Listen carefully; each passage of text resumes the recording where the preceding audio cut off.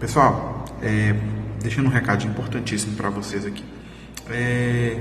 Todo mundo aqui sabe, em relação às perícias trabalhistas, eu sou perito da Justiça do Trabalho, que a gente tem uma estrutura, né, que a gente produz tanto trabalhos para a Justiça do Trabalho, como em defesa dos nossos clientes também. A gente sabe que, às vezes, algum outro cliente pode não ter conhecimento de que a gente atende nessa seara, mas é importantíssimo lembrar. Todas as perícias trabalhistas, elas precisam ser acompanhadas por alguém como representante técnico da empresa, assistente técnico, certo? Acabou de chegar para a gente aqui o resultado de uma diligência pericial de um cliente nosso, em que eu vou contar aqui para vocês o contexto, para vocês entenderem a importância do assistente técnico, de um engenheiro, um técnico que entenda o contexto, principalmente de perícia trabalhista, e que entenda a postura, a forma como se deve agir ali dentro de uma perícia trabalhista. Então, o que a gente tem?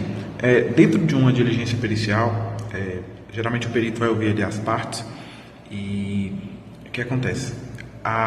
O foco da diligência é as atividades do reclamante. Então, digamos que eu tenha lá um trabalhador que acesse uma câmara fria. É um exemplo, tá? Até um exemplo dessa perícia aqui.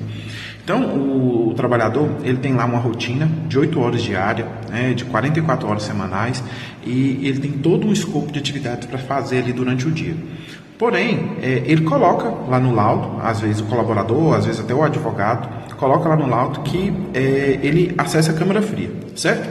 E o que a gente observa? Muitas vezes, quando a empresa não está bem orientada em relação à diligência pericial, quando o perito começa a abordar ali sobre as atividades do reclamante, o foco total da perícia, a descrição total, fica nas questões relativas à exposição ao frio, por exemplo, no caso da câmara fria. Isso quando, na realidade, 99% da jornada do colaborador, ele ficava fazendo outra coisa.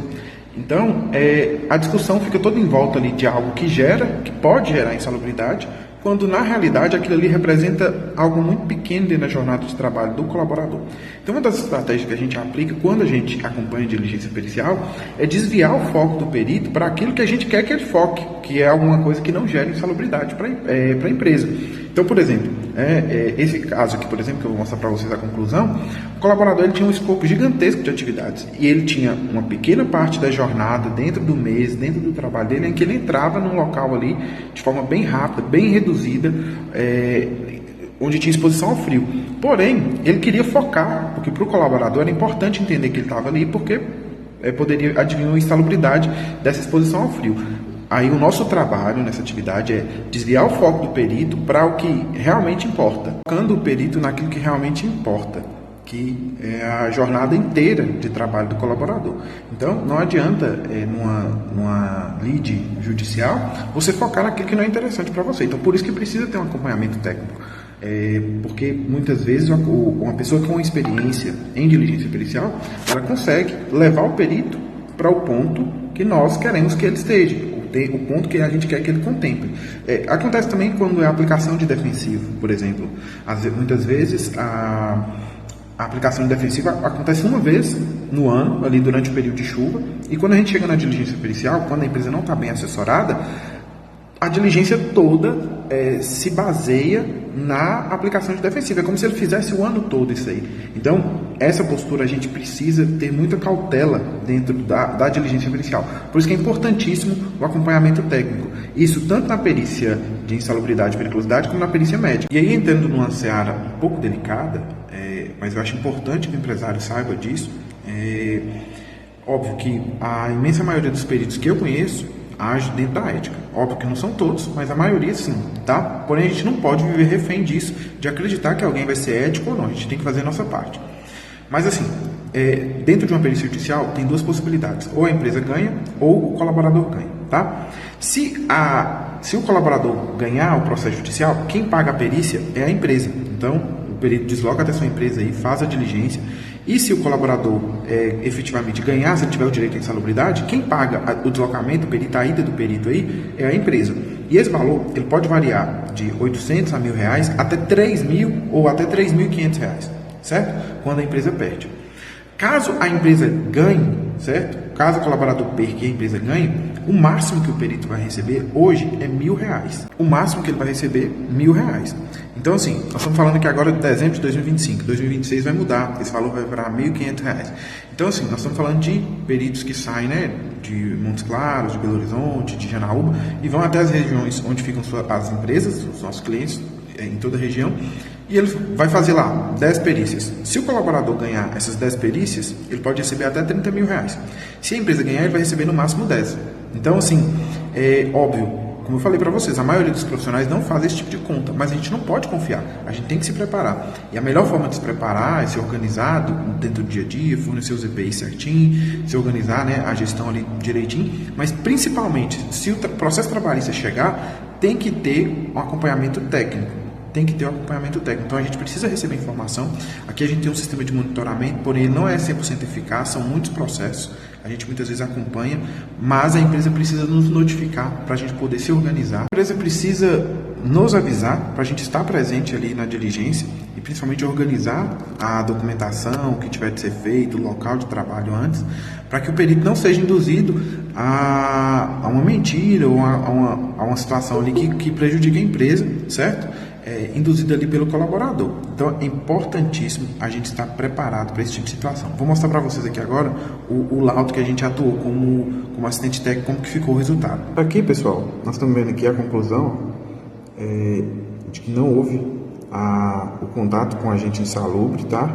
E a partir daí era uma discussão que não ia levar a nada que prejudicasse a empresa. O assunto frio foi deixado de lado. Aqui nós temos um resultado efetivo. Como eu disse, não há garantia de que é 100% certeza de que nós vamos conseguir em todas essas situações o laudo favorável para a empresa. Porém, a chance ela aumenta de 70% a 80%, tá? Geralmente aqui 70% a 80% das diligências em que a gente acompanha, a gente consegue o laudo favorável, tá? E a gente sabe que no dia a dia aí, geralmente é o contrário, entre 70% e 80% dos laudos são favoráveis às empresas, aos colaboradores. E no caso, com o nosso acompanhamento, tá? Óbvio que isso aí depende muito da empresa, depende muito do que a empresa fez ali durante o contrato de trabalho com o colaborador, mas existem várias situações que são reversíveis dentro da diligência. Afinal de contas, o perito ele vai lá para avaliar um período muito grande, mas a diligência ela vai durar ali 30, 40 minutos, 1 hora no máximo. Então precisa desse acompanhamento. Esse é o recado, tá? Muito importante para todos. Então, se eu tenho a minha empresa respondendo um processo judicial que envolva ali questões relativas à insalubridade, à periculosidade, à questão médica, eu preciso procurar a JM, tá? Acionar o nosso serviço técnico aqui, o nosso serviço de medicina, para a gente poder organizar a sua empresa e participar no dia da diligência. Isso é indispensável para o bom funcionamento, para o bom andamento de uma diligência pericial. Então, óbvio, não existem garantias, mas as chances elas aumentam significativamente. Eu vou citar um último exemplo aqui do que aconteceu. Uma outra diligência em que eu participei, a empresa nos convidou, ela já tinha tido uma diligência, perdeu, aí nos convidou para poder participar de uma diligência futura. Fui, participei, e ali, no momento da diligência, né, a gente deu a versão da empresa e o dono me perguntou assim: Jorge, mas eu não sabia que a empresa podia falar, porque na última perícia que teve aqui, a empresa não pôde falar, só o funcionário que falou. E isso totalmente errado, não existe isso numa diligência pericial. Todas as partes elas devem ser ouvidas igualmente, tá? Tanto o colaborador tem um momento de fala dele ali, onde ele tem liberdade de falar, assim como a empresa também tem. E nesse caso, a empresa, por não estar bem assessorada, na primeira diligência, ela não teve ocasião onde ela pôde expressar ali a opinião dela, a fala dela. E aí, obviamente, o perito me conhecia, sabia que eu sou perito judicial também, e nessa diligência específica as coisas ocorreram bem e o laudo veio favorável para a empresa. Então, importantíssimo esse acompanhamento. Não vamos confiar de que vai dar tudo certo, que as coisas vão acontecer sem a gente fazer a nossa parte, tá? Lembrando que o principal deve ser feito durante o contrato de trabalho, mas a diligência pericial é imprescindível o acompanhamento técnico para que você tenha os seus direitos até garantidos, tá? Então, o recado é esse. Eu queria agradecer a todos aqui pelo 1 minuto de atenção. Continua aqui na nossa comunidade, porque aqui a gente vai trazer muitas e muitas dicas importantes aí para a gestão da sua empresa.